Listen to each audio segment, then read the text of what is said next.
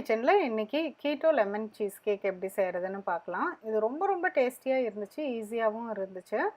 கண்டிப்பாக வந்து இந்த வீடியோ பார்த்துட்டு உங்கள் கமெண்ட்ஸை மறக்காமல் போடுங்க.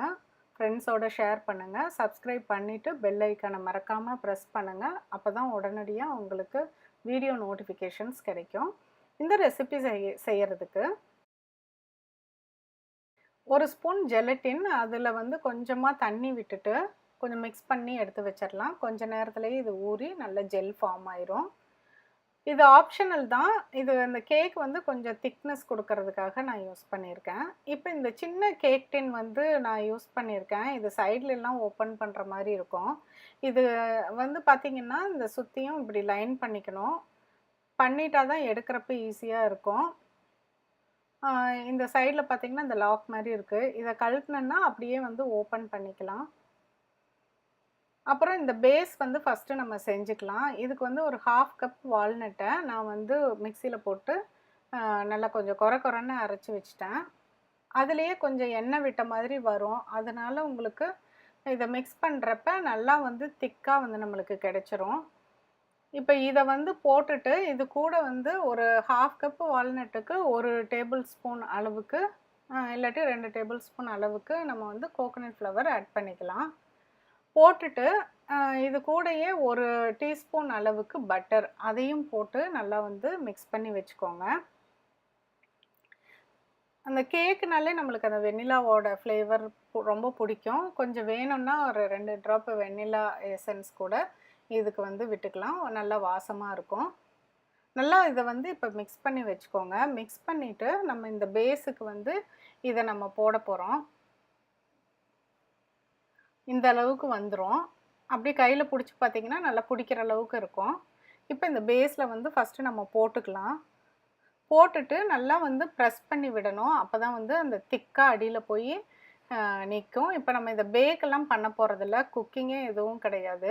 இதை வந்து நல்லா இப்படி ப்ரெஸ் பண்ணி அமுத்தி விட்டாலே ஸ்ட்ராங்காக வந்து நின்றுக்கும். அப்படியே பிஸ்கட் மாதிரி பார்த்திங்கனாவே தெரியும். இதை ஃப்ரிட்ஜில் வந்து ஃப்ரீசரில் ஒரு 10 மினிட்ஸ் வச்சிங்கனாவே போதும். நல்லா அந்த திக்காக வந்து ஃபார்ம் ஆயிரும். அதுக்கப்புறம் இந்த லைனிங்கை வந்து கரெக்டாக வச்சுருங்க. வச்சுட்டு இப்போ வந்து நம்ம க்ரீம் ரெடி பண்ணிக்கலாம். அந்த கேக் பேஸை நம்ம ஃப்ரீசரில் 10 மினிட்ஸ் வச்சிடலாம். இப்போ 200 கிராம் க்ரீம் சீஸ் எடுத்திருக்கேன். இந்த க்ரீம் சீஸ் கூட 200 கிராம் க்ரீம் சீஸ்க்கு 3 டேபிள் ஸ்பூன் விப்பிங் க்ரீம் அந்தளவுக்கு போட்டிங்கனாவே கரெக்டாக இருக்கும். அதிகமாக விப்பிங் க்ரீம் போட்டுட்டோம் அப்படின்னு சொன்னால் அது ஒரு மில்க் ஸ்மெல் மாதிரி வரும். இதுதான் வந்து அந்த சீஸ் ஸ்மெல் நல்லாயிருக்கும். இதோட இந்த க்ரீம் பார்த்திங்கன்னா இதோட சேர்க்குறப்ப டேஸ்ட்டே வந்து ரொம்ப நல்லாயிருக்கும். போட்டுட்டு நம்ம இதை நல்லா வந்து பீட் பண்ணி வச்சுக்கலாம். ரொம்ப நேரம் வேண்டாம், ஜஸ்ட் ஒரு 10-15 செகண்ட்ஸுக்கு வந்து பீட் பண்ணாலே போதும். கொஞ்சமாக செய்கிறனால அந்தளவுக்கு நல்லா நல்லா ஸ்மூத்தாக வர அளவுக்கு பீட் பண்ணி வச்சுக்கலாம். இப்போ இந்த லெமன், இந்த சைஸ் லெமனோட 1/2 லெமனோட ஜூஸ் தான் எடுத்திருக்கேன். 1.5 டேபிள் ஸ்பூன் அளவுக்கு நீங்கள் எடுத்துக்கோங்க. இப்போ இந்த ஜெல் வந்து நம்ம முன்னாடி கலக்கி வச்சுருந்த அந்த ஜெலட்டினை நான் ஒரு 1.5 டீஸ்பூன் ஆட் பண்ணேன். அதை வந்து நல்லா மறுபடியும் பீட் பண்ணிவிட்டு இது வந்து லெமன் ஜெஸ்ட் வந்து பார்த்திங்கன்னா அந்த லெமனோட ஸ்கின்னை வந்து துருவி நம்ம இதில் வந்து போட்டுக்கிறோம். அதுதான் நீங்கள் இந்த ஸ்கின்னை வந்து துருவுறப்பயே பயங்கர வந்து ஸ்மெல் ரொம்ப நல்லாயிருக்கும். அதோட ஃப்ளேவரும் சாப்பிட்றப்ப ரொம்ப நல்லா தெரியும். கண்டிப்பாக வந்து இந்த லெமன் ஜெஸ்ட்டை வந்து நீங்கள் போடுங்க. இப்போ வந்து க்ரீம் ரெடி ஆயிடுச்சு. இப்போ இதை ஃபில் பண்ணிக்கலாம். ஃபுல்லாக அந்த டென்னில் ஃபுல்லாக ஃபில் பண்ணிக்கலாம். இதுக்கும் நீங்கள் வந்து ஒரு டீஸ்பூன் அளவுக்கு வெனிலா எசன்ஸ் வேணும்னா ஆட் பண்ணிக்கலாம். நல்லா வந்து ஸ்மெல் நல்லாயிருக்கும், சாப்பிட்றப்ப ரொம்ப நல்லாயிருக்கும். போட்டுட்டு நம்ம இந்த க்ரீமை வந்து நல்லா ஸ்ப்ரெட் பண்ணி விட்டு லெவல் பண்ணி விட்டுறலாம்.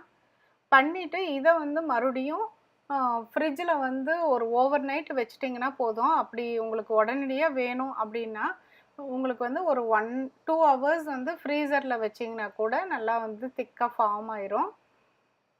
உடனே எடுத்து சாப்பிட்ற மாதிரி இருக்கும். அதுக்கப்புறம் எடுத்துட்டு ஒரு ரொம்ப நாள் வச்சுருக்க வேண்டாம். ஒரு 1 ஆர் 2 டேஸில் வந்து யூஸ் பண்ணிடுங்க. இது மேலால் வந்து கார்னிஷ் பண்ணுற மாதிரி மறுபடியும் லெமன் ஜெஸ்ட்டு துருவி போட்டுக்கலாம்.